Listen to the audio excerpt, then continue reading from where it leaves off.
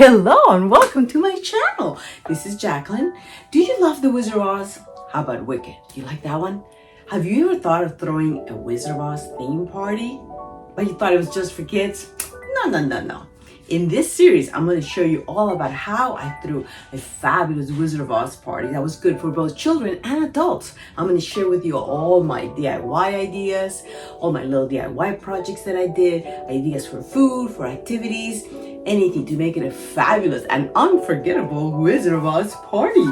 So if you're interested in that, stay tuned and I'll show you all about it. Do you remember that haunted forest in the Wizard of Oz? With all the apple-throwing trees and that iconic sign? It's a fun addition to any Wizard of Oz party and something that can be done easily and inexpensively with Dollar Tree items and some scraps of wood. If you want to see how I made mine, stay tuned. Okay, for the next project, I want to make that, that sign that goes in the haunted forest that says haunted forest, I'd turn back if I were you.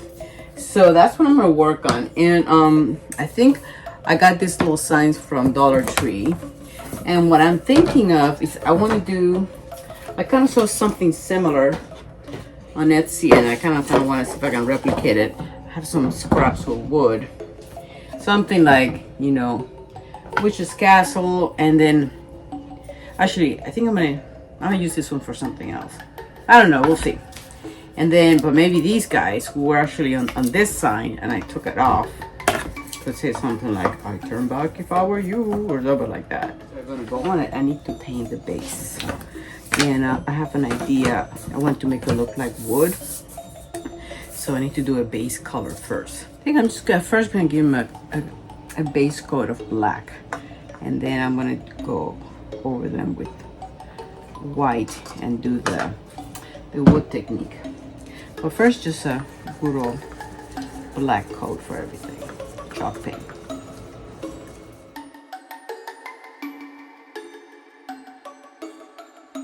Okay, so I'm going on to the next step here. I went ahead and painted the front and back because where they're going to be kind of going to pose, people can see the back. So, but I'm only doing one side. So the next thing I want to do is I want to create kind of the texture of wood, kind of something that kind of looks sort of like that.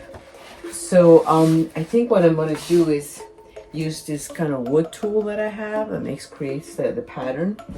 But instead of just white for my top, I think I'm going to try to see if I can make it a little bit more brown.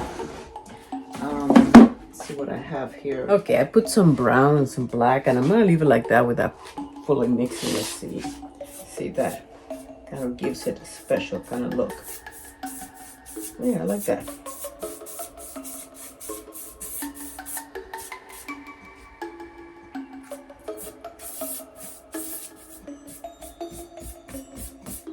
Now let's try this thing.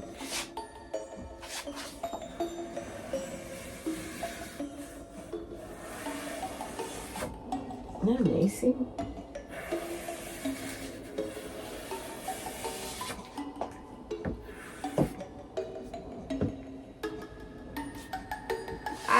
Love it. Yes, exactly what I want. Okay, let me do the other ones.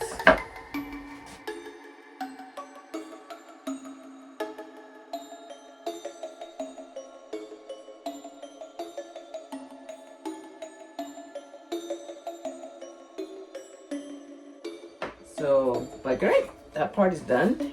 And then I'm gonna do the lettering. The lettering probably I'll do in this whitish color. And I'm thinking I might just freehand it at this point. I don't want to use stencils, but I sort of worked out kind of what I wanted to say.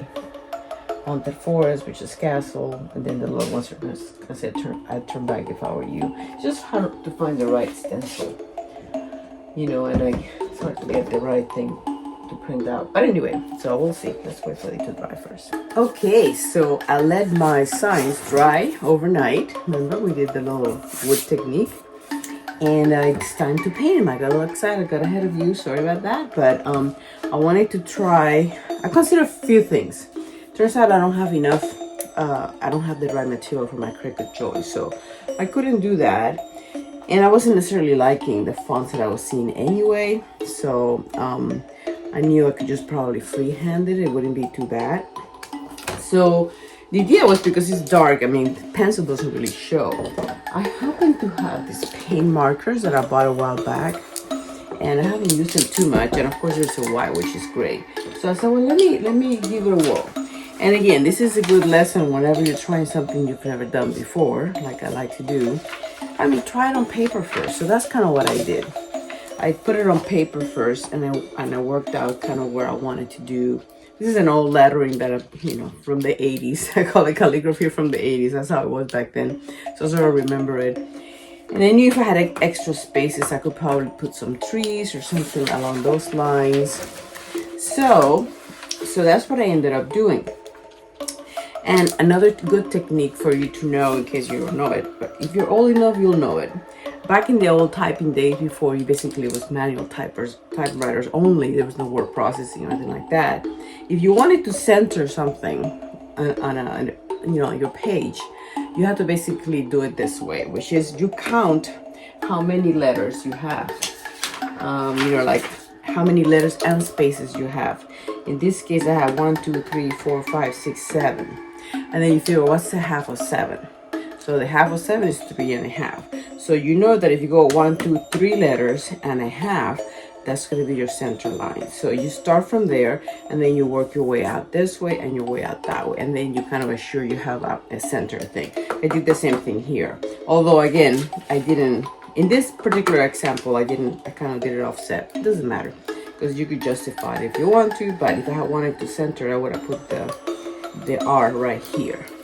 Now, I went ahead, and then after I figured that out, how many pieces and all that, I went ahead and used my white paint marker and I started writing it. And it worked out okay. I mean, I did have room for a little tree and some little bats. And I went ahead and went on with the Witch's Castle one. And what I'm going to do now, because this is just to give me the, where I'm going to go with it, I'm going to go with some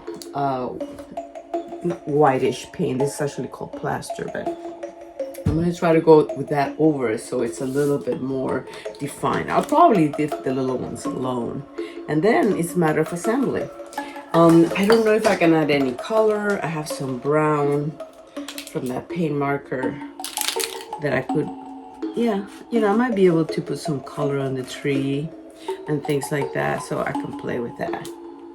But for now, let me do I think I'm going to do the letters white. Now, filling in with this doesn't work as well. As you can see, he ends up picking up old stuff, so it doesn't give me like the coverage that I want. So I'm definitely going to do that more with the chalk paint and with the fine brush.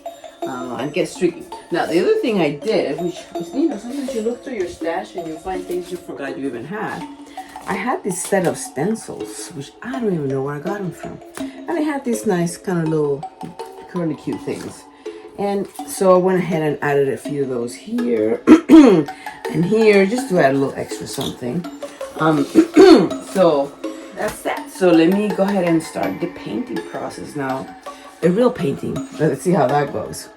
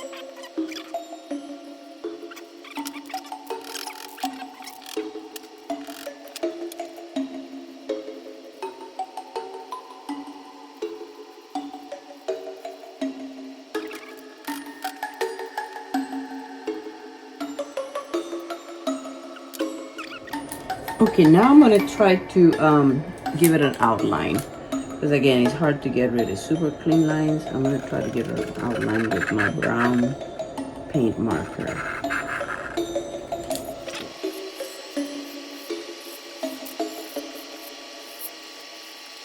Okay, so I think I'm gonna stop. I've done as much as I can. And I think, well, actually, I say that. I do like the border, the brown border really cleaned up the letters. They look a lot better now. So, this one's look a little like they need something. Maybe I'll do a little brown on these as a shadow kind of thing. And then it's a matter of installing. Yeah, that's good. Leave it alone. Okay, so actually the next thing is gonna be to paint my sticks. These are just scraps that I had, and I'm purposely gonna kind of do maybe a little crooked, and just to look more interesting, like it's an old sign that has been ravished. And this will either go in the ground or I'll leave it out. I don't know, depends. So yeah, so I have to stain these or paint them. I'm kind of debating. I may paint them since I got the paint out here already. And then put them together. So anyway, so that's next. Yeah, might as well. I have a nice dark stain that really brings out the wood tone. So why paint fake wood when you have real wood, right? See, if I did the paint, I would feel like I would have to do the whole wood treatment. And because you know me, I can't leave well enough alone. I think I'm gonna do a little dry brush on it with white. Hopefully I won't regret it later, but okay, so everything is dry, so now it's time to assemble it. I think I'm gonna use my nail gun just because it's the easiest thing to do. And I think like I said, I'm gonna do a little crooked here, so let me start here.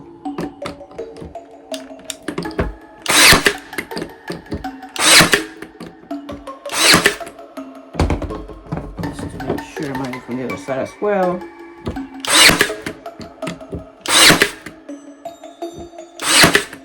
Okay, should be good.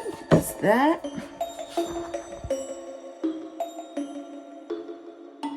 That's cute. I like that. Okay, we'll do that.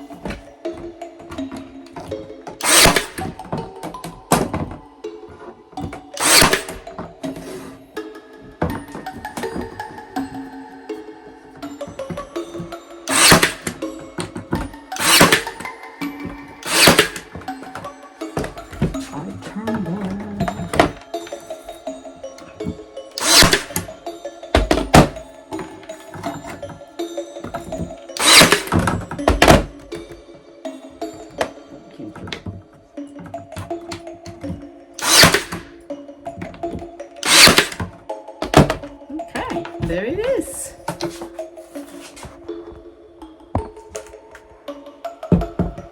Ta-da! It's cute. Well, here is my sign at the party. I chose to put it in an existing waterfall container that had some dirt. I also used one of my Halloween backdrops to have more of the spooky atmosphere. If you're doing your party in the evening, I highly recommend doing some fun uplights to make the trees look even more spooky. Hope you enjoyed this little DIY project, but wait, there's more. Come on back for the next videos in the series with more DIY projects for your Wizard of Oz party extravaganza.